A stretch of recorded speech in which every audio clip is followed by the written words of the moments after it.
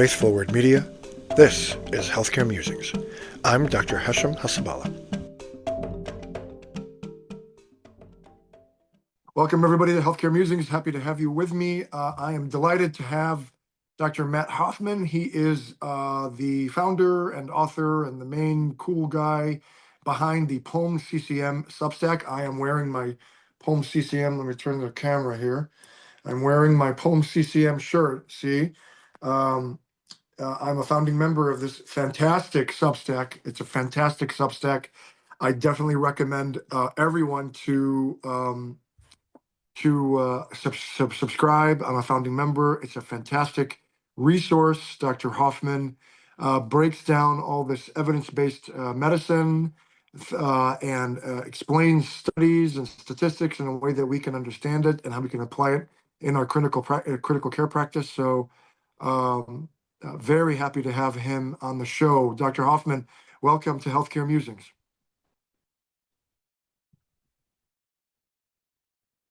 Thanks, Hisham. It's great to be here. Thanks for having me. I've been looking forward to it, and been following what you've been doing for a while with great interest.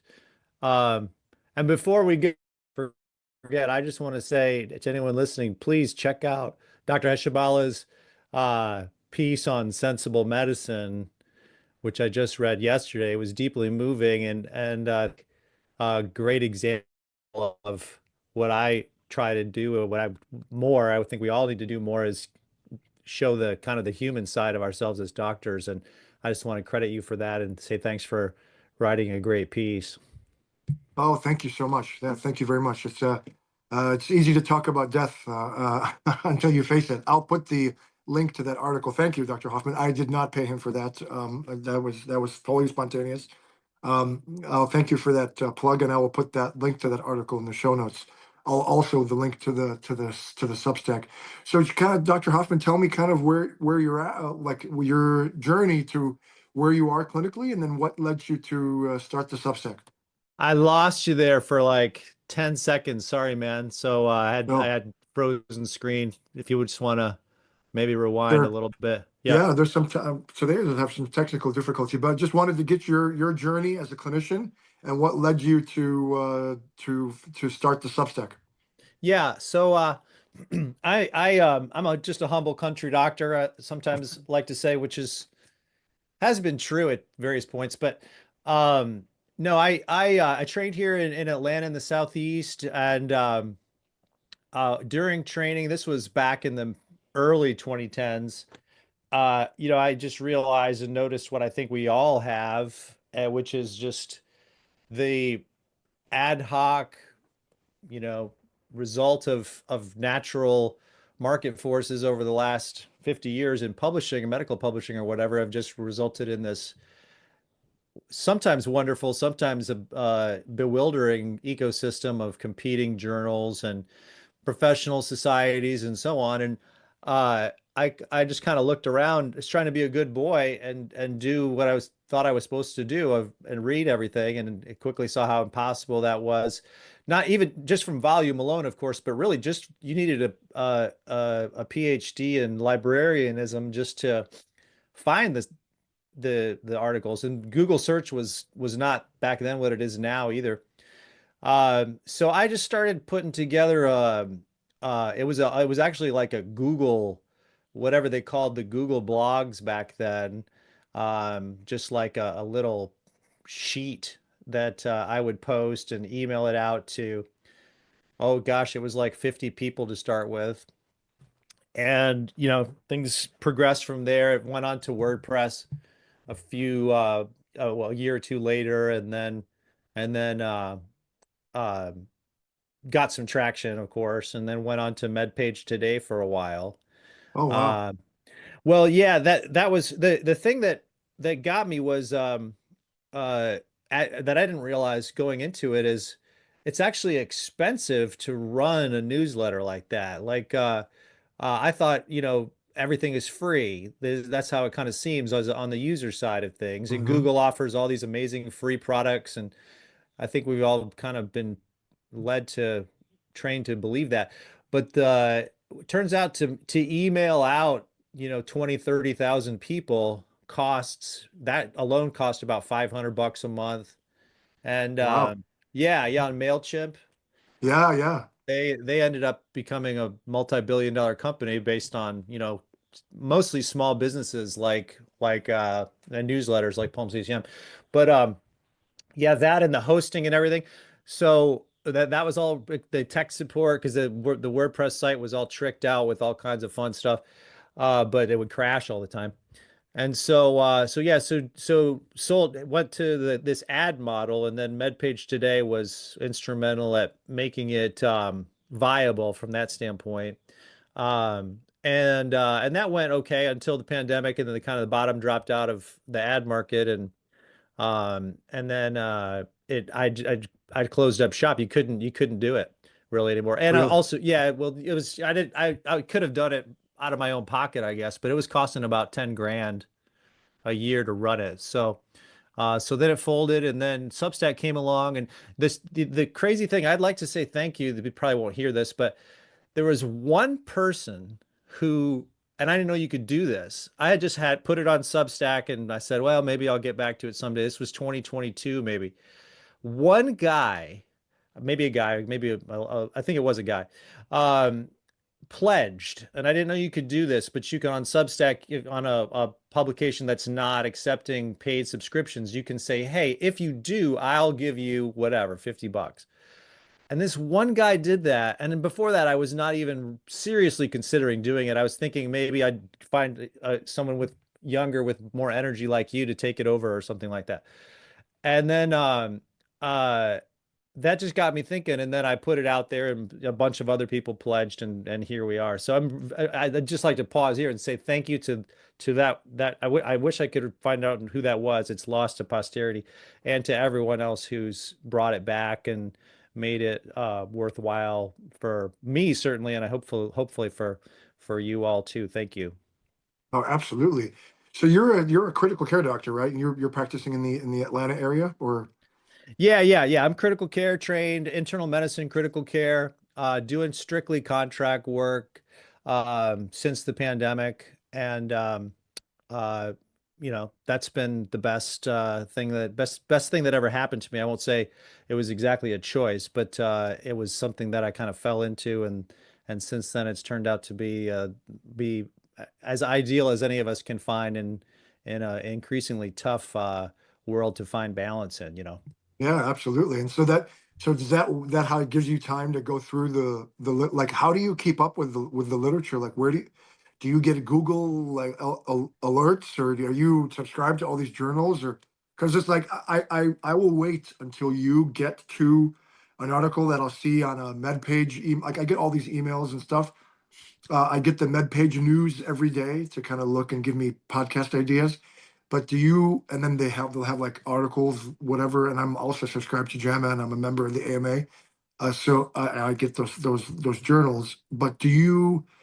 And so I'll just wait until you comment on it, and then and then I go from there because your perspective is helpful. You parse out the statistics, you kind of put it in perspective, and then I can comment on it as far as what does this literature mean to me as a practicing intensivist. How does your workflow go? It's really evolved over the I guess decade and a half now, but I do all the things that you said. I mean, it's really uh a process of kind of ADD or ADHD, of just being very like a little mouse going around and exploring every little piece of cheese. It's just hard to you have to find people that are already curating it, like Critical Care Reviews, MedPage Today. I mean, I look at all of these different sources, at least scan them up to date. I mean, I'm going and the journal tables of contents of at least 10 or 15 journals. Mm, So, and as will, I'm sure, become apparent if it hasn't already, I'm missing things too. It's just crazy. I mean, I'm not complaining about it because it's actually given me this niche to do something that I've always kind of wanted to do, always wanted to merge medicine and journalism somehow. And so it's a, a feature, not a bug in a way for me, But yeah, it's even I'm doing it as a part-time job and I can't keep up with everything. But basically, to answer your question, I just sniff around until I see something that it looks like I think a bunch of people would want to know about, and then I dig in. And then everything else that I can't really get to, I try to put into those, just like a little curated list, basically. Yeah, those are really cool. And the year in review and what you should know. That's very helpful. Do you think, looking at the literature, is there a lot of is it fluff more than substance, or is it, or I know people are trying to do good work, but is there a, is it a lot of fluff that these journals need to get, just to get out there to make themselves relevant, or to keep in business? What's your sense? Well, it's a good question. I mean, again, it's like someone once said, I used to be this, I don't know, in my 20s and 30s, I had this finely honed sense of, moral outrage at all of the injustices, well, of the world, of course, but then in medicine and medical publishing and healthcare, and I still have, some of those instincts. Um, but I remember reading one time that when describing why and how the situation has persisted in healthcare spending and funding generally, I'm shifting a little bit, is every wasted dollar of healthcare spending is somebody's mortgage payment. And when you look at all of this in that context, it just starts to make a little bit more sense. So basically, everyone's got to eat, and what I go back to is first principles, and I say, well, randomized controlled trials are actually, and advanced statistics separately and together, are actually kind of a miracle. I mean, they're this miraculous gift that we've stumbled upon, or God or the universe has allowed us to discover and harness. And we've only had these for 80 years. I mean, the streptomycin trials and TB were in like 1948 or something like that. Hmm.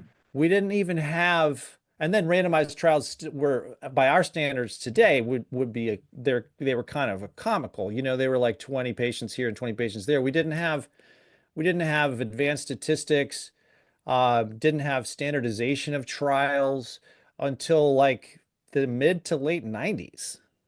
Yeah. The consort statement and the spirit statement, and people really getting a level of sophistication about this stuff.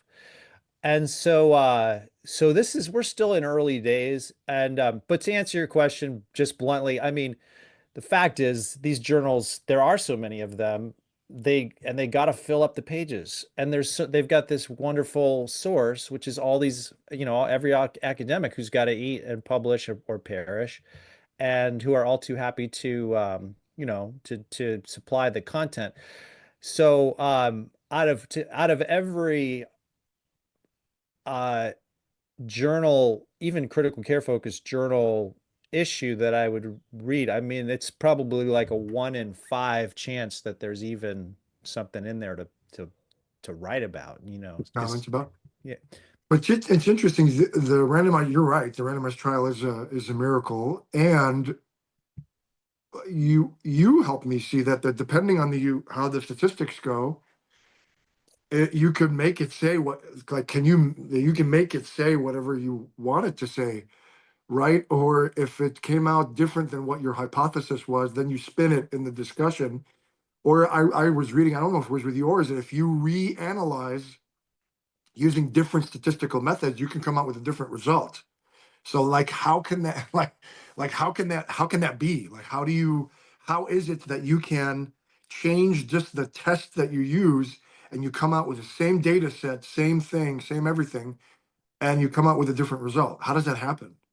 Yeah, so that's really where we get into consort and spirit, and the because that stuff was going on all the time. I mean, uh who knows how much it was really going on, because that's the point. It was not visible.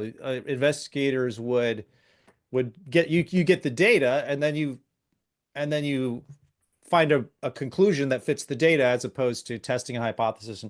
And so the real way to secure against that, which I hope is fairly uh, reliable or has integrity, is this following the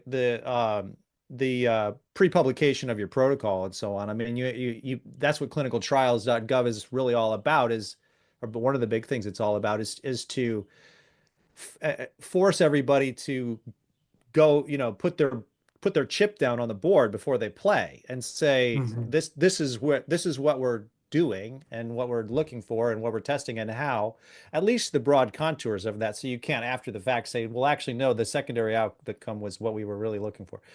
And so that's vital.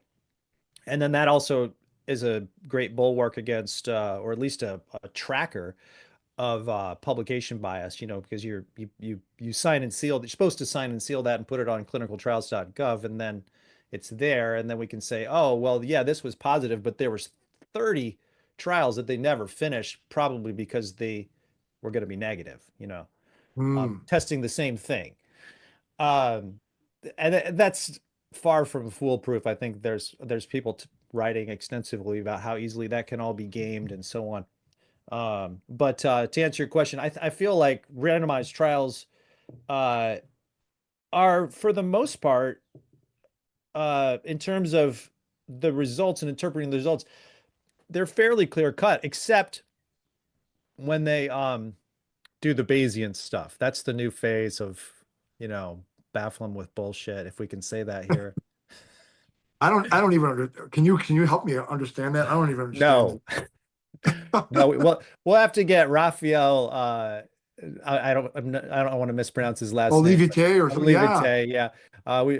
He's much smarter than I am. And I've thought about trying to get a statistician, who pass a collection plate around for pledges or whatever to pay a part-time statistician to really talk to us about this stuff.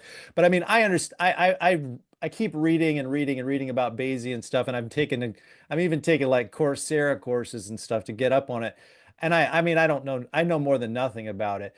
But what I know is that it's designed to be iterative and to not have the constraints of a set population size, and this is our power calculation, and this is how many people we're going to enroll. It's set, they're designed to not explicitly to not have that. And so it's uh it's a feature, not a bug, as far as they would say, to people who advocate for this, to be able to go down and kind of oh, there more patients are having this effect with this intervention or this in this subgroup. Let's intentionally randomize more people into that. Well, it's kind of like playing streaks in roulette or something. You can Hmm. you can find, maybe you find a real effect faster, or in the opposite case, let's say that it looks like more people are being harmed in this arm, you shut it down too early, and then was that chance? You never got to a level of what we would call adequate power. That's what the people selling these trials are selling. You don't have to enroll as many people, but we'll still get you the results. Well, there's no, nature doesn't allow you to take shortcuts, I don't think, like that so easily without a trade-off, which in an intensely complex and opaque statistical matrix that no one, including them, can probably understand, they would tell us, oh, no, no, we've got that covered here. So I think they're wonderful. I think in a context of having these platform trials like Remap and I forget the other one's Active, and the one for pneumonia, Hmm. massive platforms where they can just keep feeding people, bringing people into the trials. Uh, now you can maybe have the best of both worlds. You've got a Bayesian, you can play these Bayesian angles, but then you also actually have the numbers to say something substantive about the overall populations and so on. That's So right.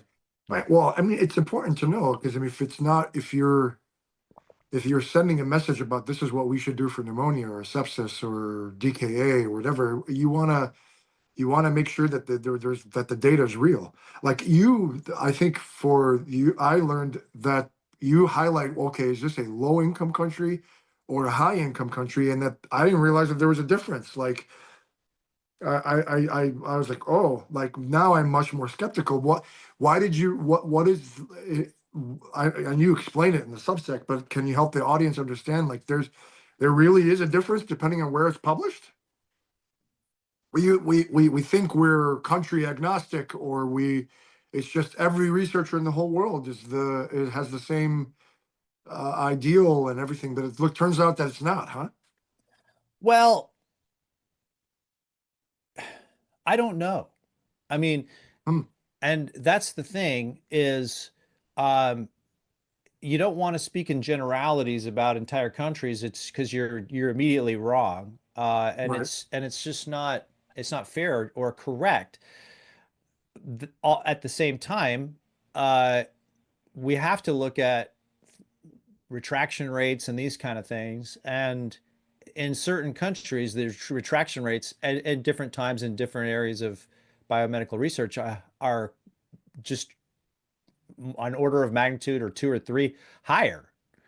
And Wow. yeah, oh, yeah. And but more to the point, it's not that I certainly don't say or hear or anywhere else, I hope, uh oh, they can't you can't, these trials are not to be believed, or you can't do good research in these countries. No, I don't believe that at all. I just think that we already talk about how uh difficult or perilous it can be to extrapolate from one trial at one center in the US to another center in another state. And so to say, well, this was a positive trial in Iran or in sub-Saharan Africa or Saudi Arabia, I just don't know enough about those health systems to say whether it would be or not. And so I think that, and the truth is, those trials, for whatever reason, do tend to seem to be positive more often. In other words, for example, in the that melatonin review that we did earlier, Yeah. it was something like, yeah, melatonin works basically to reduce delirium, or and then you look and like I don't I you can look back, but I mean it was like 75% of the studies were, and almost all of the positive, virtually all of the positive studies were in other countries. And so I just, for me, I think just knowing that, whatever you ascribe the cause to is important. For all of us to at least um, notice that. And I got the idea from someone else who did that kind of a stratified meta-analysis like that in, I believe, Chest or somewhere else. And I said, it just made me go, whoa. And then I just, anyone can run these meta-analyses if you're OCD enough and have enough Yeah, I time was on your I was hands. gonna say, like, can you go meta-analysis online and do you just enter the data that they publish in the paper and then run your own, like, multiple paper? You just collate all that data and just plug it into this calculator on meta-analysis online, or there has to be more. Is it as easy as that? Surprisingly, yes. I mean, there's a lot more to it. I mean, I have a textbook on it that I, certainly haven't made it through. But if all the trials are really well done and are testing the same thing, in that perfect scenario, which never happens, yeah, you can just pool all the, pretty much just pool all the data. There's a lot of other, there's uh, a whole statistical formula that's underlying that you have to kind of believe in. But those same methods that are commonly used in almost all meta-analyses are built into that. And I mean, I get the same results that the original authors get if I put their same data in as their meta-analysis. So I am not a statistician and I don't play one on TV, but Right. uh, but it seems to work. And again, your mileage may vary. It's a newsletter and not a. I don't pretend to be the um, a statistical conference or something. Right, right, right. Because I'm in the, speaking for sepsis, I'm in the aggressive fluid camp, right? And like I don't believe in just giving, being restrictive. I'm in the liberal camp, and I know that they've done multiple randomized trials trying to prove that the liberal is worse, and they keep coming back saying there's no difference. And then I love how they spin. That means, well, restrictive is it's not bad, but I'm like, well, but it's not better either, right? And so the nurses in my unit called me Dr. Hasabolis because I'm big, I'm a big fluid guy. Not forever, not unlimited, but aggressive. Not under clubbing resuscitation in somebody who comes in probably dry, probably hypovolemic. I'm in the aggressive camp. They do all these randomized trials. I think I'm going to podcast about it. How all these randomized trials show there's no difference, and I've been vindicated as Dr. Hasabolis, right? So it's just interesting. They have these religious beliefs that they keep one testing in trials, right? And it keeps coming against what they're saying. But I love how they spin it in the discussion, right? Yeah, well, the discussion is the is the I don't know the last refuge of, like you say, whatever someone's biases or religious belief about a particular therapy is, and it's yeah, you can spin things lots of different ways there. But Yep. tell me, so how liberal? So what would you do for a 70 kilogram I would, uh, person? so I would do minimum 2 liters, Hmm. minimum. And Yeah. if they're still hypotensive and fluid responsive, I'll keep giving them fluid. So you do If they check for stop, fluid responsiveness? what was that? You do check for fluid responsiveness I somehow, mean, or I really look at, maybe like pulse pressure variation. yeah, Does the blood pressure respond? Does the heart rate respond? The urine output, right? Those just kind of things.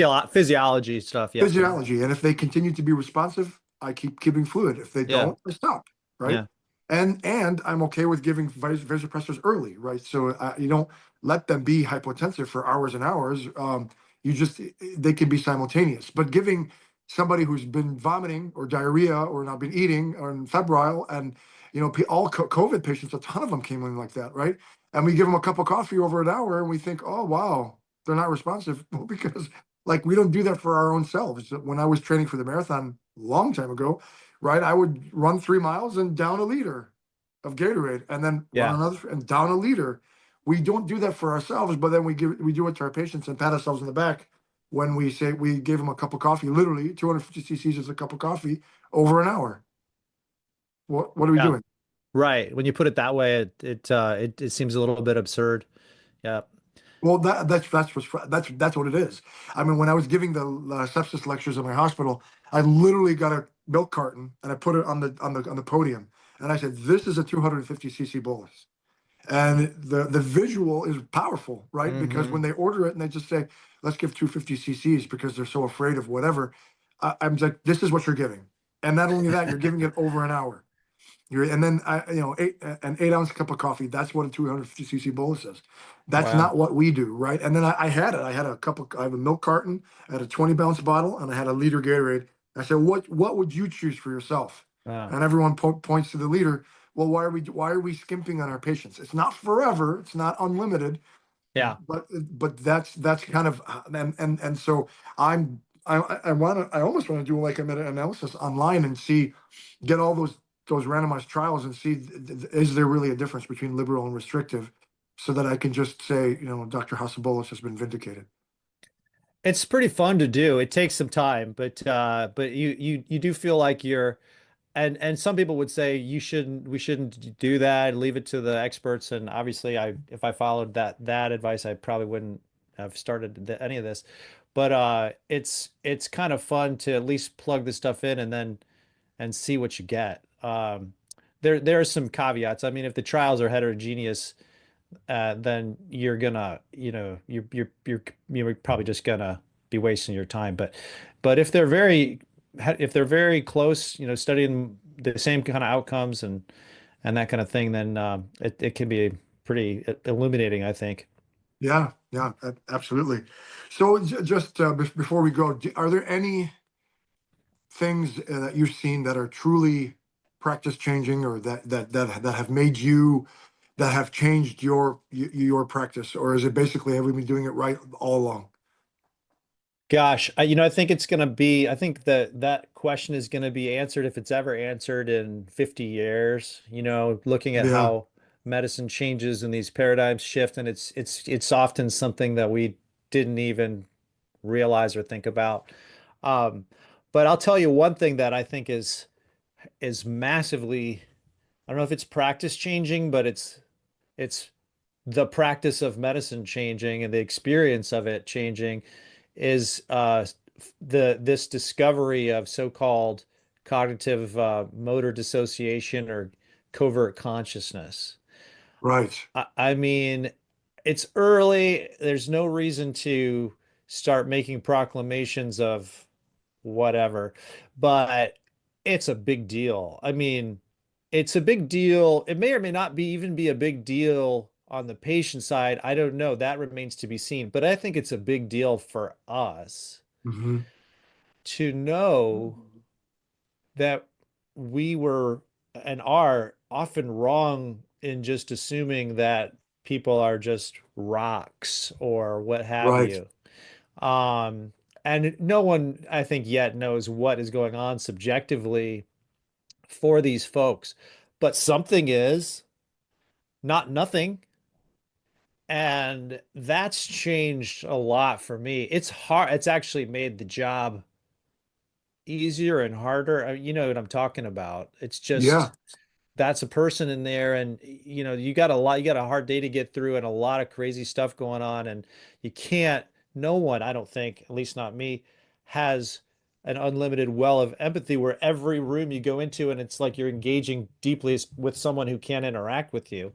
But right. I've found that I have a much more open, or I engage with that person as a person much more than I do, even if it's just inside of me or just with the tone of my voice or what have you. But that's that whole line of research is fascinating to me, and I think is going to have some substantial changes, although not right away, in how we do things. For me, I've become more where I'll talk to them. Hey, Mr. Smith. Hi, Mrs. Yeah, Johnson. I'm Dr. Hasabala. I'm just coming to check in on you. At For me, and at the same time, actually, I think it helps goals of care conversations, because I say research is saying that sometimes they actually may be in there, but they can't do anything. They can't yeah, interact. They can't eat, they can't get up, they can't be like they used to be. Do they want to live like that? I would not mm, want to live like that. There's no mm, way I would want to live like that, where I'm trapped in there and I can't, I'm just stuck in a body. That would be horror for me, yeah, right? I think it helps in saying there are some people after devastating injuries like this who have they can, they have cognition, but they can't manifest it in a motor, and they're trapped in their body. Would they want to live like this? I think it enhances our goals of care conversation. In my opinion, I think it's not like it's scary we're letting people go early. It's more information for me to understand, does your loved one, or would you want to live like this? I wouldn't, not at yeah, all. yeah. It definitely changes them. I think it's unique to each one, and different families will take it different ways. Um, for me, it like I say, it makes it easier and harder both somehow. It causes me more distress to know that they might be in there. Um, it's it. I feel like I'm not relieving the family's uncertainty anymore, and in some ways maybe adding to it. Yeah. Um, but I feel the same as what you've just described for myself. Mhm. It's so early. I feel like I don't even know what to tell people. I try to convey the research as best I can, but even that's still just such a black box. Right, right. That it's early days, but yeah, it definitely changes things. Yeah, absolutely. Well, Dr. Matt Hoffman, thanks for everything you do for PulmCCM. Thanks for the newsletter. I love to get your in. Today's was about where we're recording this on Monday, May 12th. And today you talked published IV iron. That was cool. And I responded and I commented. I always like to interact with you on the Substack. I encourage everybody to join and subscribe. And like I said, I'm a founding member. It's a great service. Thank you, sir, for all you do. And we'll see you out there. Looking forward to it. Thanks for the time.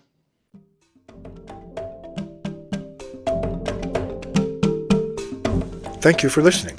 Sign up at healthcaremusings.com to get every episode delivered directly to your email. And please don't forget to leave a 5-star review. Thank you so much.